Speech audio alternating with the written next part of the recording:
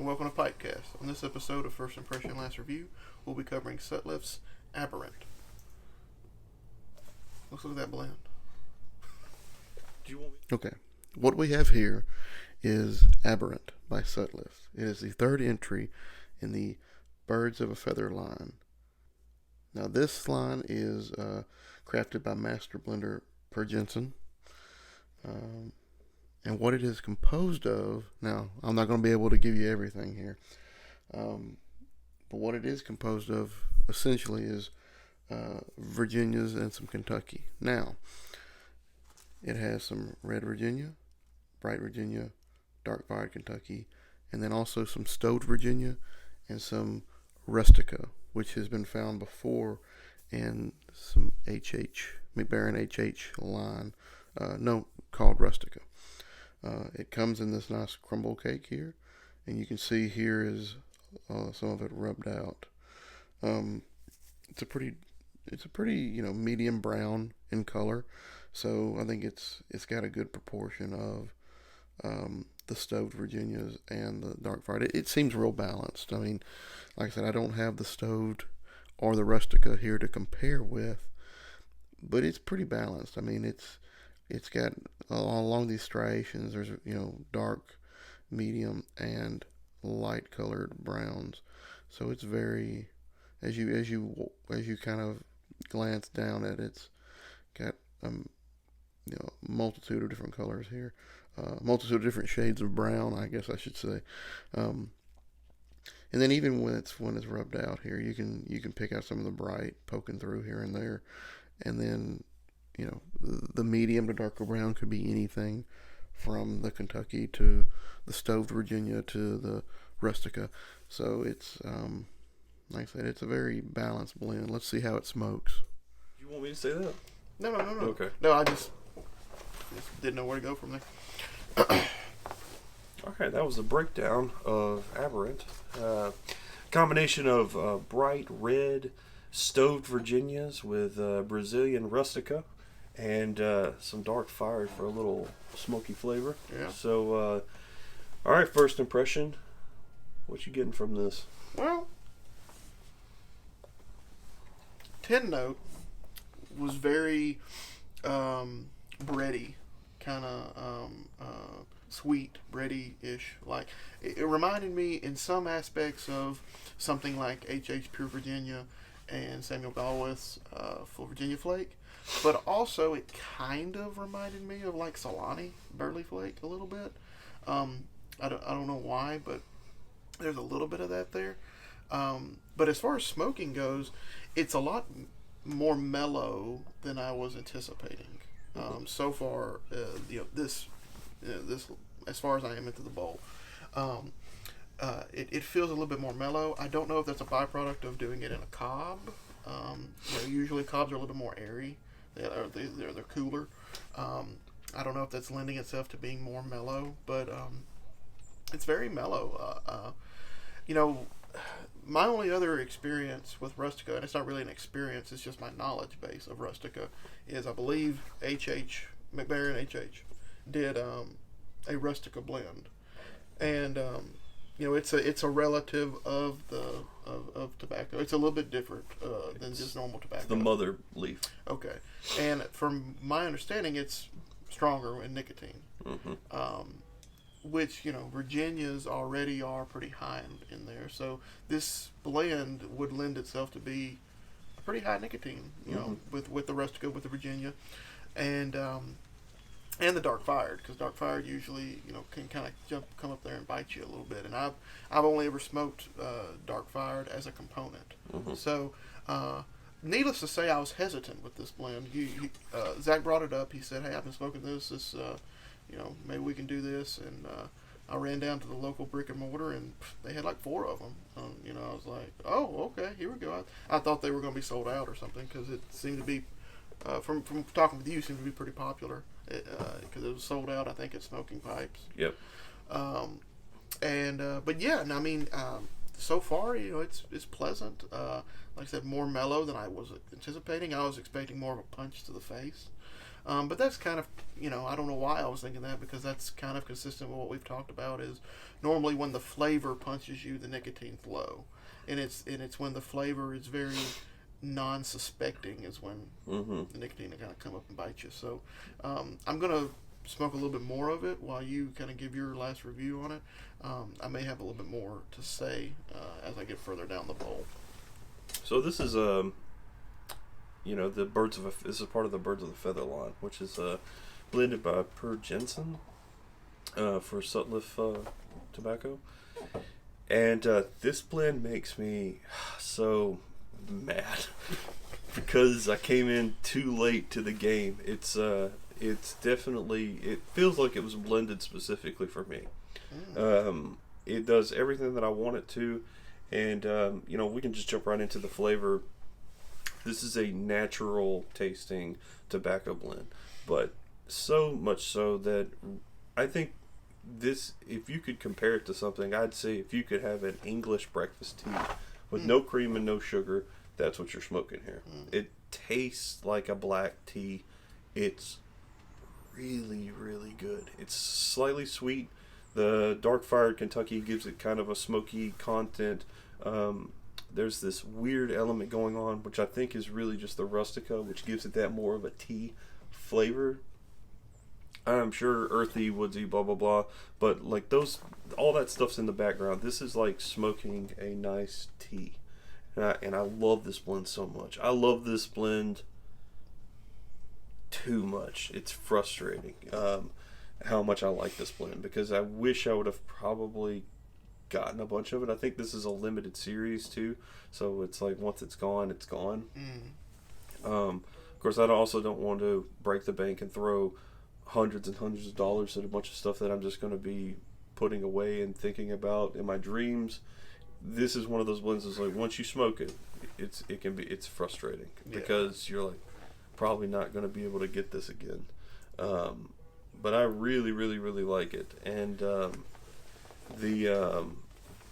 trying to think of another way to go about this without complaining but complimenting, because it feels like it's just one of those things where it's like it's like man, Klondike Gold is probably a good example. It's like I got 2 tins of it, smoked one, was like, wow, this is one of the greatest things ever, and I have another tin just sitting at the house that I won't, because I can't get it anymore. It's gone. Yeah. It was a Brevia blend. It's gone now. It's forever gone. I've got 1 tin. I don't know anybody who owns it. I don't know anybody who's even smoked it.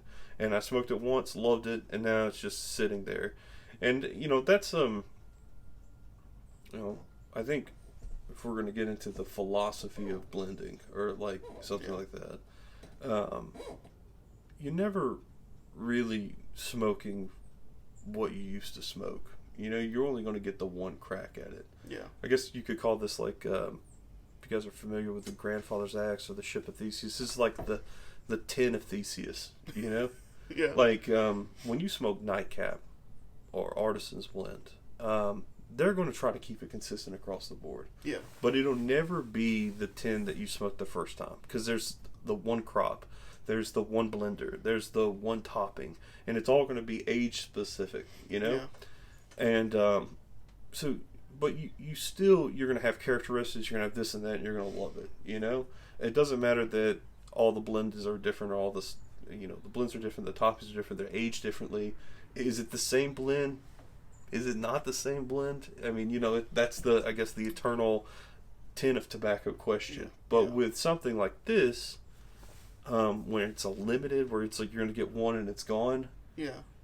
There is only the one ship. There is only the one tin, and then it's gone forever, and it's frustrating, because then you're like, all right, so they've only got the one run on it, right? And you're never gonna. It's never gonna be produced again. Potentially, I mean, it could be, but like, it'll be different. And that's why this blend kind of frustrates me. I'd almost not recommend it if you have watched PipeCast enough and you like what I like.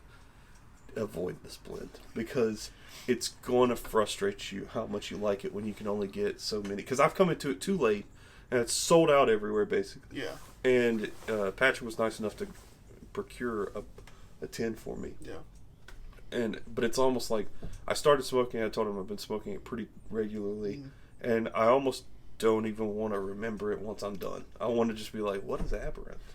That's how much I like this. But now, to kind of piggyback off that, I think this is where, if you haven't already figured it out by now, Zach is a pessimist and I'm an optimist, right? And I would take this as an opportunity to actually not be frustrated, but actually be kind of excited because, again, if money's no option, right? The way I look at it is, so like Artisan's Blend, I'll probably buy 10, once a year for every year of my life, right? And yeah, like you said, am I ever really smoking the same bowl that I first smoked? No, I'm not. However, if you bought up, I don't know, 5 tins of this and set it down, and you come back to it, it's every so often. Granted, there's going to be some age, but normally age helps.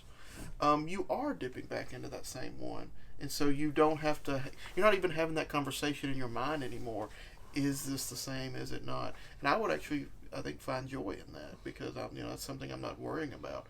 Whereas if it was regularly available, in 5 years, it may not taste the same. Or they're artificially trying to make it taste the same, right? And so then you're starting to question your own taste at that point. I get what you're saying. And what he's saying makes a lot of sense. It usually does. But it is frustrating to me because I like this so much. It's almost like that. It almost feels not fair. Yeah. Now here's where I'm going to dump some, dump the water on your coals a little bit. I'm kind of getting. I need to. I'll probably have to come back to this a few times, but on the onset, and because we smoked Chelsea Morning so recently, I'm kind of getting a Chelsea Morning vibe. It's not. It's so mellow, it's not doing enough. Oh, I see. Yeah. In flavor terms, right? In flavor terms, it's not doing enough to separate itself out for me from other things. Again, that's not a knock on the blend. That's not a knock on Zach and his taste. What that is saying, though, is to me, and Zach won't like this, and he won't agree with this. I'm still relatively new to the game. I don't smoke enough. I don't.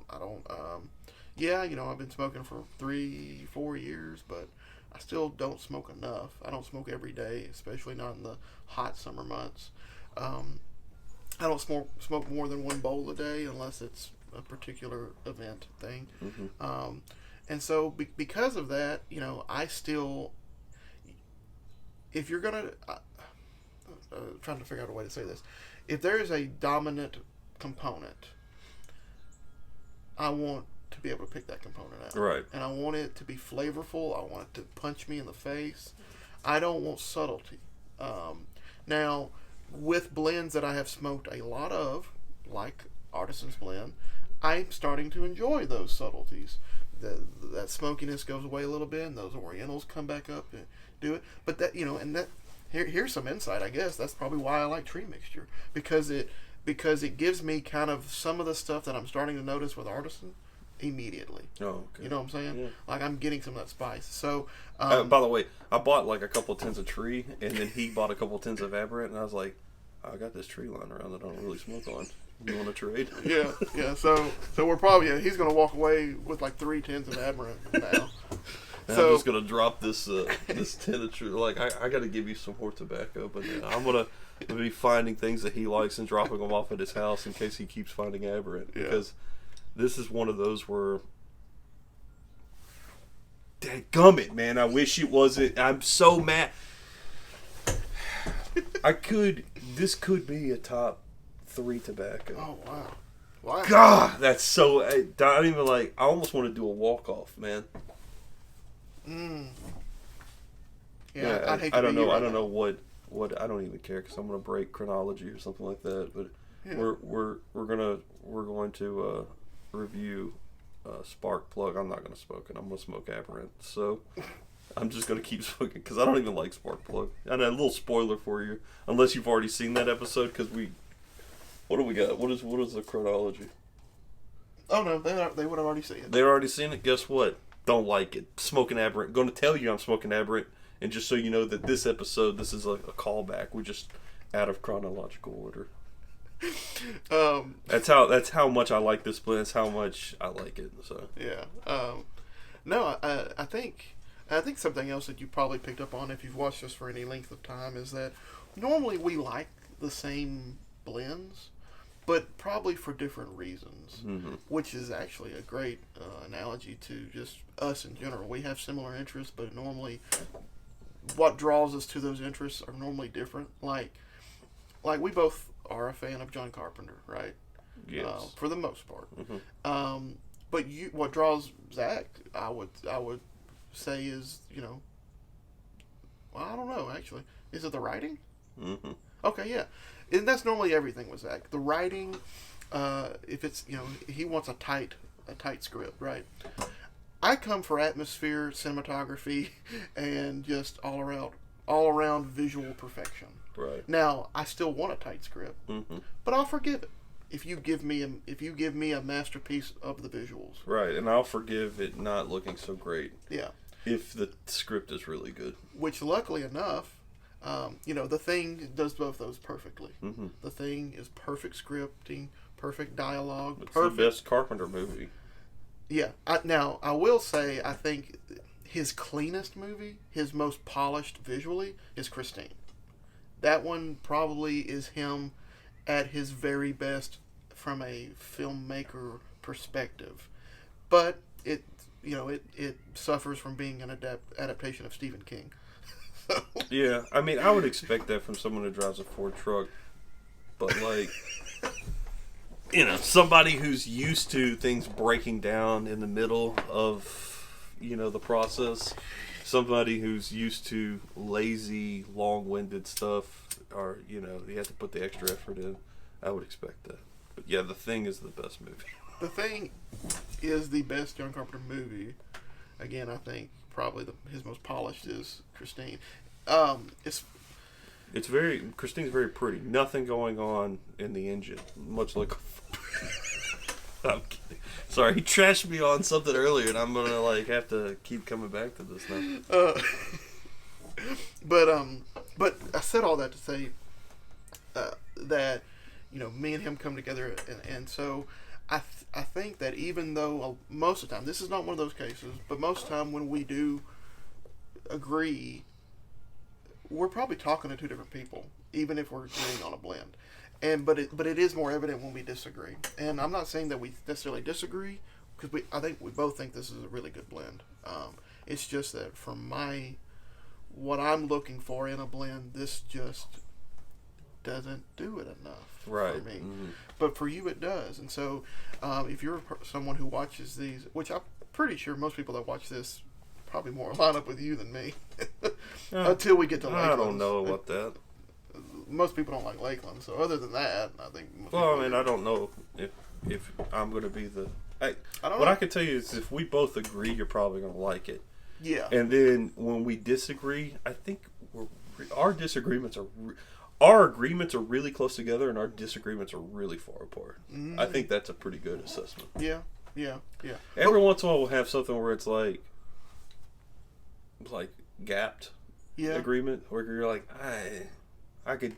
I think Meridian was one. That's the most seldom kind of comparisons we have, or arguments we have where it's like we both like it or don't like it, but it's not as close. That doesn't happen a lot. No. Either we're really close on something or super in disagreement. Like I said, the Gap one, Meridian was a good one because we both liked Meridian, but I liked it because it did do something different, but I also didn't like it because it's so out there. It's like it's just too out there for me to go back to. But for you, it's really good, but you would go back to it because it is something a little bit different. That's an example, but and then when we both agree on how bad a blend is, we're on the money, Bankside. Bankside. God, Bankside. But no, I mean, I would listen to whatever Zach's saying in this. If you tend to like what he likes, it might be better not to go try to find it. Yeah, I mean, if it's wonderful. If you get it smoking, you'll love it. Yeah. Especially if you're like you like natural tobacco, you like light subtlety but complex, but it adds a very tea it's a calming smoke. I just really, really, really like it. It just feels like the way a good natural smoke should be. Like if someone's like, it's a natural tobacco smoke, this to me feels like that. I would agree 100% with that. But that might not be your cup of tea. I mean, you're not gonna get. I don't think you're gonna get a flavor bomb out of this. I agree with Patrick. It's not a flavor bomb, but it's so good for me. Yeah. Like it ends up rooting itself up in a top 3 position. Yeah. That's I almost am hesitant to even say something like that, but like. What's the other? What would be the other? I mean, I kind of know, but I want to hear you say it. Number 1 pound for pound is Chelsea Warning. Okay. This is probably number 3, and I'd say number 2 is probably.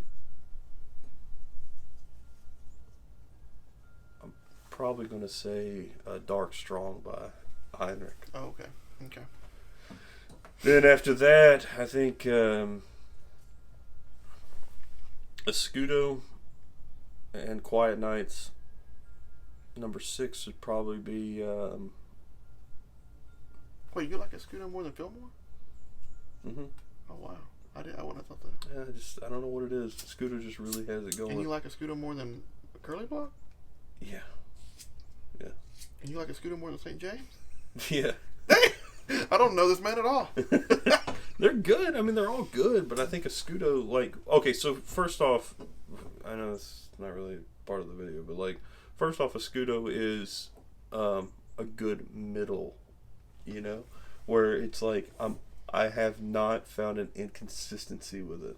Yeah. So take that in consideration. Fillmore's amazing. That's why Fillmore was going to hit 7. Okay. St. James is not consistent enough to make it into a top 10. Oh, but when it's good, it's good. When it's good, it's good. It's just not. It's not always the most consistent. Man, it's weird. So I guess then I think 8 goes to Margate. I got Esoterica's good, man. When it's good, like it's funny because it's the one that people are least interested in. Yeah, I find. But yeah, it's really, really, really good. You know. Yeah. Yeah. Margate's pretty good. Mm-hmm. And then what? I was gonna say I think I probably put Pembroke and Soda Bed above that, but that's because of the flavorings that are with those. Then number 9, and this was hard because over the years this has fallen, but is oh my gosh, why can't it Sobrani? Burley. Man, that thing is amazing. Yeah, Sobrani's amazing. And then 10 is plum pudding. Okay. Plum pudding is weird, but it's just that it's gonna stay. It'll get knocked out eventually. I'm sure there'll be something to knock it out, but plum pudding's still good. It's got a lot of staying power. Yeah, we've said it before. I mean, in terms of describing a Balkan blend as a kitchen sink, it's the epitome of Balkan. Oh, I should say that this is more natural tobacco. I do not do a blend. I have to separate out aromatics because they're so vastly different. We had a little disruption there. But yeah, I mean, I think that's pretty good. I'm not gonna give you my top 10 because basically, if I bring it up, it's you know what it is. I bring them up all the time, So maybe one day I'll have more of a top 10. And maybe I'll go through a top 10 aromatic. Oh yeah.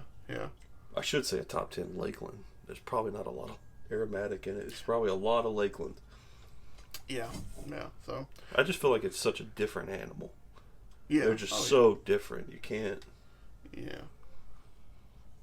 But maybe I'll do. Maybe that's what we need to do. Maybe we do need to do a totality top 10 where it's both natural and aromatic. Yeah. Maybe we'll do one video dedicated to that. Yeah. It's just our top 10 favorites. Things shift though, but yeah. Yeah, our top 10 at the moment. At the moment, yeah. But we'll have to sit down. And think about that. But Aberrant. Yeah, Aberrant. If you can find it, I think it's worth your time. Mm-hmm. But be leery. You may like it too much. And if you don't like it, I'll give you my address. Yeah. So, We'll see you on the next one.